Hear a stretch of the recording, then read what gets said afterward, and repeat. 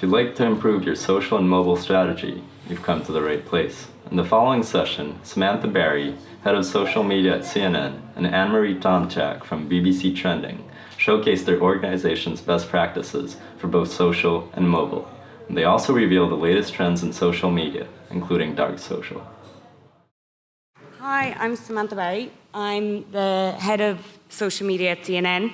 And that means I lead 3 big teams that work on everything from social publishing worldwide on Facebook and Instagram and Twitter and Snapchat, which I'll talk about in a little while, to social news gatherings. So they're the UGC teams, the teams looking at trending stories or the stories that are just about to pop, and a team looking at social TV. So that's that second screen experience, using social and digital to push to TV and then closing that loop afterwards. I spent some time in Myanmar over the last couple of years. I was working with 100 young journalists in 2012, and I asked, did anybody in the room have a mobile phone? And one journalist put up his hand. His name was Tura, just one, and this is what he put up on the table. This was his mobile phone. The only person in the room that said they had a mobile phone. I went back in 2014, so just 18 months later, and the minute I landed in Yangon, it became really obvious how the city had changed, mainly because of what people had in their hands. Everybody from the taxi driver to the person that checked me into my hotel had a cheap Chinese smartphone. The media landscape had changed dramatically as well in those 18 months. They were allowed, the country had lived under the cloak of censorship by the military junta for decades. And for the first time in decades, they had been allowed to publish daily newspapers. And one editor really summed up that the clash of new technology for me versus traditional publishing. This gentleman had gone to jail for believing in free press. He said, I'd hoped and prayed for decades that we would eventually have daily newspapers, and we have that now. But everybody gets their news from Facebook. And that was really, really stark to listen. And so it stayed with me. And does everybody get their news from Facebook? Not quite. But the mobile and social is dramatically changing how people consume news. That's just facts. Mobile users are consuming more news than ever before, and it's because they have that access to news so readily in their pocket, in the palm of their hands. But it is changing how they consume it. So audiences are rapidly consuming news in a much more fragmented way. They can jump in and out of conversations or news stories. It's a bit more of a pick-a-mix. I want to talk really in broad strokes about 3 things in general about the impact of social and mobile, with 3 examples from CNN. And they're going to touch on publishing on new platforms, social first stories in the social circle, and then really how you can make the most of social analytics, how numbers are our friends as journalists and editors. So publishing on off-platform. CNN, we're in a very lucky position. We have 2 24-hour news channels. We have a very successful US and international website. We have a great app, and we have one of the largest social presences of any news organization in the world across Facebook and Twitter. But we're always game for experimentation, if that means, and going where people are, where the audiences are. So whether that be your living room, or whether that be at your desktop in work, or whether it be on an app used predominantly by millennials. So in January of this year, we became one of 12 publishers that went into a little bit of uncharted territory. We started creating daily editions on Snapchat. And for those of you that don't use it and looking out at this room, you're probably not the target demographic for Snapchat anyway. No offense. It is a messaging app that is in particular in the US and the UK, it is widely used by millennials. It's a disappearing messaging app, and they jumped into the news arena by launching Snapchat Discover. And at CNN, it was an experiment for us. It's doing quite well, and I'm going to show you some examples of it and why we're so proud of it. But it is content that is bespoke content built from the ground up to be consumed by this audience on this platform. It uses vertical video, it uses beautiful design, it breaks down stories in a way that we know will work for millennials on a mobile phone for the Snapchat audience. And we don't just cover millennial stories. We cover everything from how ISIS makes his money to the story of a 5-year-old transgender child called Rylan.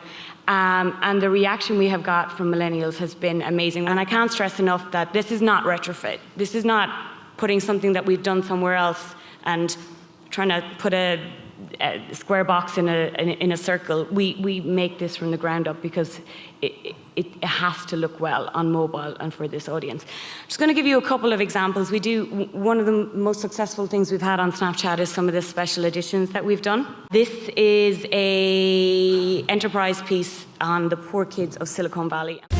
This is CNN.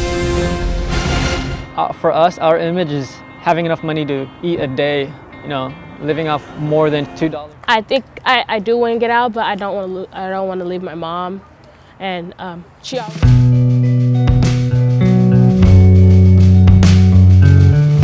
We've been going through tough times trying to figure out where to be, where to stay.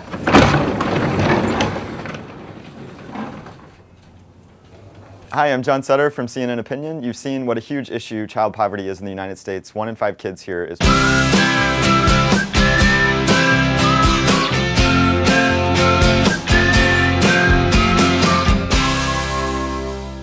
You see it says, meet us back here at 5 p.m. because these are 24-hour editions. They live on the app for 24 hours and then they disappear.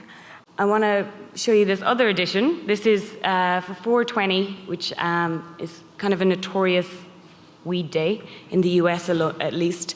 And just so to be clear what you're seeing when you look at this, you're seeing the 10-second top snaps. When the audience go into this is what they see if they just scroll to the right. But if they're interested in any of the stories and they want more context, they flip up and they dig deeper into either a video or a graphics or a text piece or a listicle. And here's the special, quick look at the special that we did on weed. This is CNN.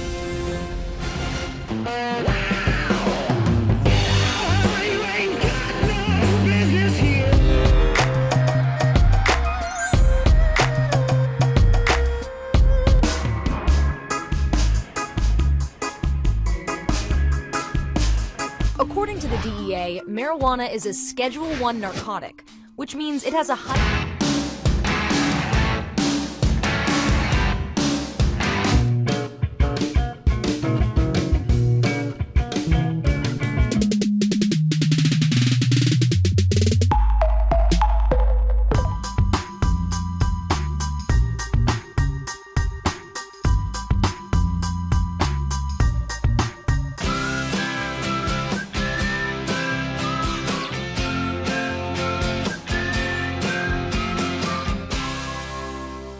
You see at the end of that piece, there was a little bit of gamification, which we're trying to play around with, particularly when we're doing stuff for social and mobile. And again, everything down to the color palette we think about when we're looking at designing our content for Snapchat. And this is the final one I'm going to give you of Snapchat. And this is our special on 2 degrees, on climate change. This is CNN.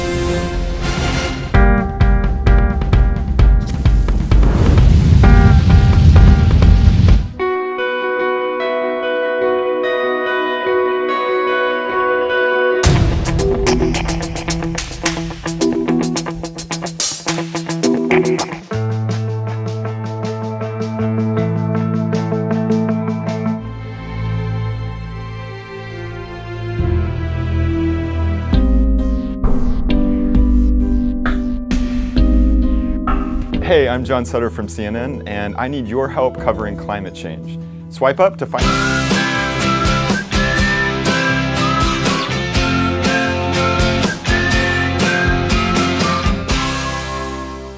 In the last 6 months alone, we've had a lot of socially led stories. Everything from John Sutter, who you saw at the end of Snapchat there, where he reaches out on social to ask people what they want him to cover for his enterprise pieces, where they want him to go, whether it be the Marshall Islands to cover climate change.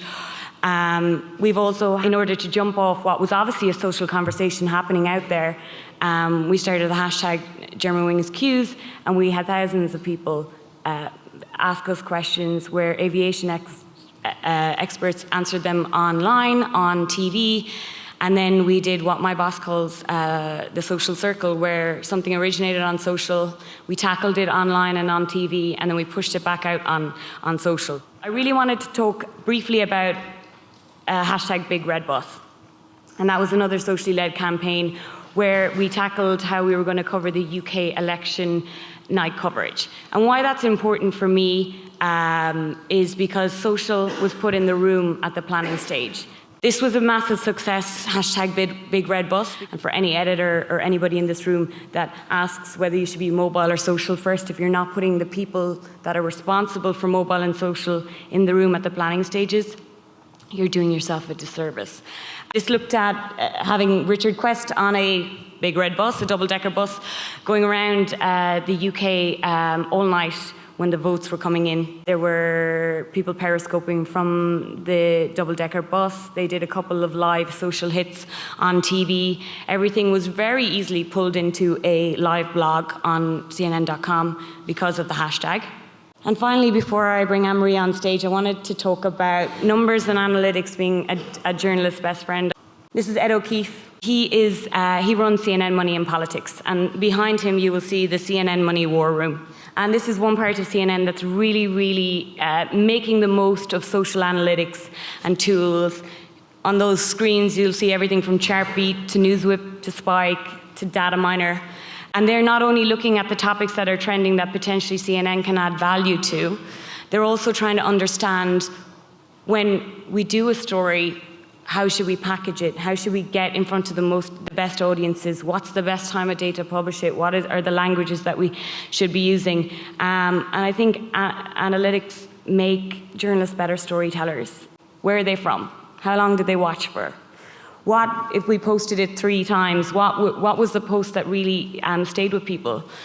Also, it's interesting for me because there are occasions where a journalist or an editor will be really passionate about a project and it will just flop on social.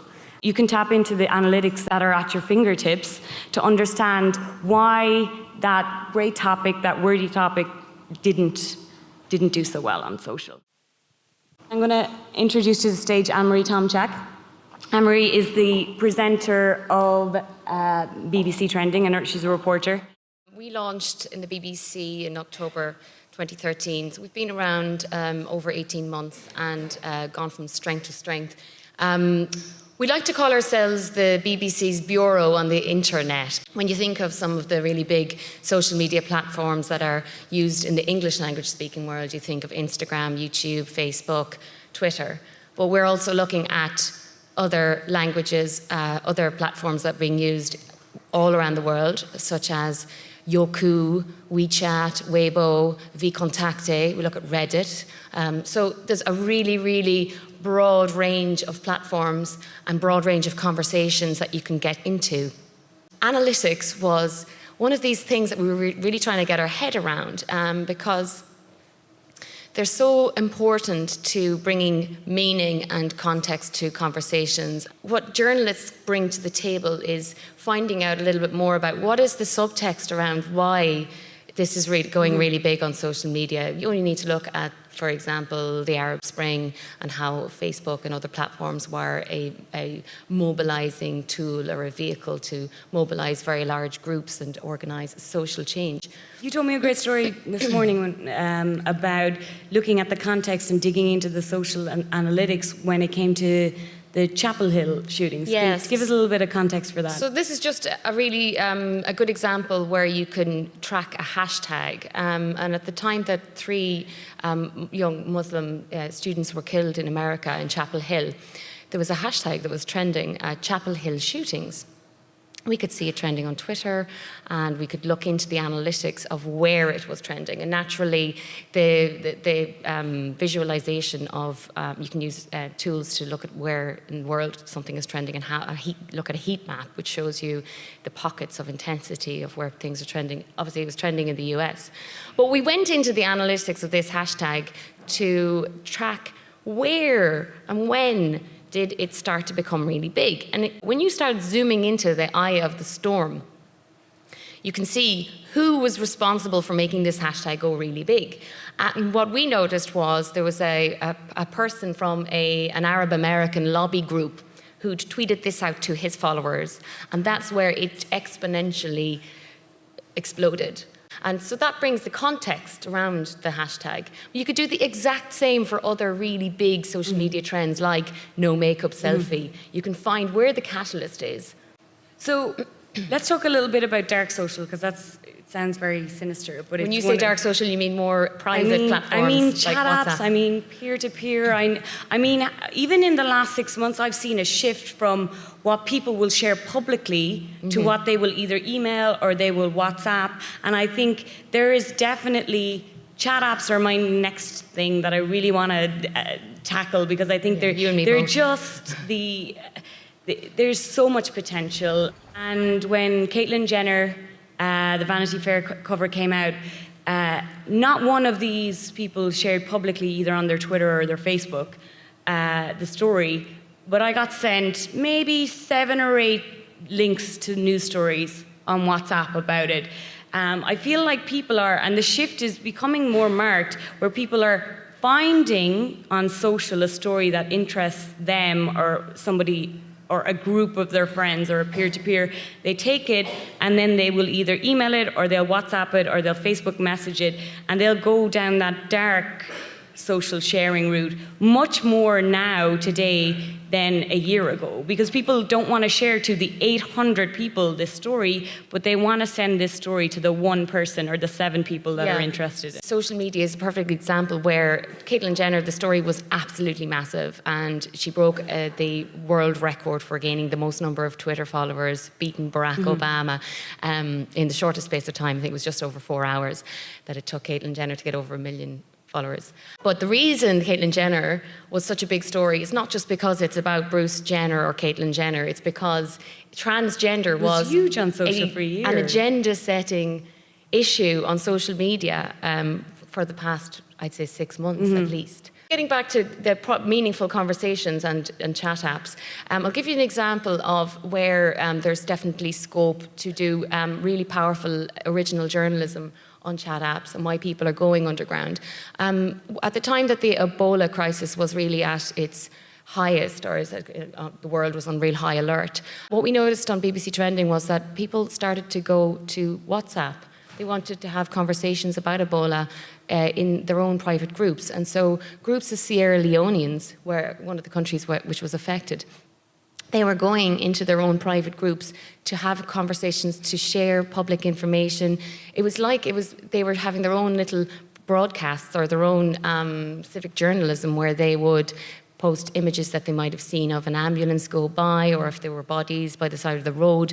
A lot of graphic material being shared as well. And we managed to penetrate one of these groups, and we eventually got invited into the group to look at the conversations. And it was a really difficult one to report, because you have to be, I guess there are a lot of editorial responsibilities about respecting the privacy of the individuals. It's a really sensitive topic. But what I thought, the biggest thing I took from it was the fact that it really summed up this shift where people were really concerned about having frank conversations, because at the time the authorities wanted to make sure to not inflame the situation and cause any more panic. So the title of our talk is Social and Mobile. Yeah. And we've been hearing mobile first for a long time.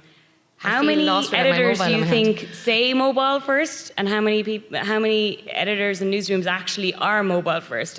I think that there's a lot of experimentation going on. Within the BBC, for example, our mobile editor, Trushar Barrow, is looking into creating content that just works on mobile. They're not thinking about television. But I think there's still an awful lot of content that's been made that can work on multiple platforms. So a lot of the content that we make on Trending, for example, is made in a style. The digital storytelling is very much with the spirit of the internet in mind, but it will also play really well on television.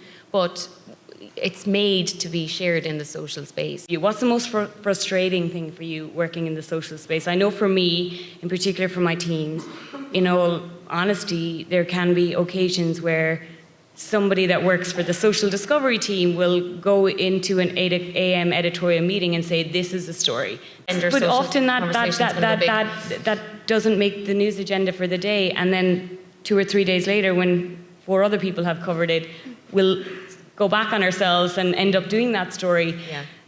That is what frustrates me often. I'm coming from completely the other end of the spectrum. So you're looking at social media in the context of newsrooms and real-time conversations. And what we're doing on Trending is processing some of that and just taking a step back and sometimes taking a long time to make content that adds value. So for me, it's not about it's about tracking the conversations and knowing what they are, but sometimes we know that a conversation is going to go really big, but we don't do anything with that. We want to wait and watch it out and sit it out and make something, add something of real value to the conversation. What do you think of editors that say, here's social, let's give it to the intern? I think it's totally changed. I remember the editor of Newsnight wrote a tweet saying that the social media used to be the job of the intern and now it's the job of the editor. And that's very much the case because the type of information and the type of stories that are being shared on social are journalistically and editorially extremely challenging, even purely from a verification point of view. If you're looking at some of the video and the images that go viral, you can't just take what you see face value. So it's challenging. Guys, thank you very much indeed for that so far. Hours. Fascinating. This could go on for hours.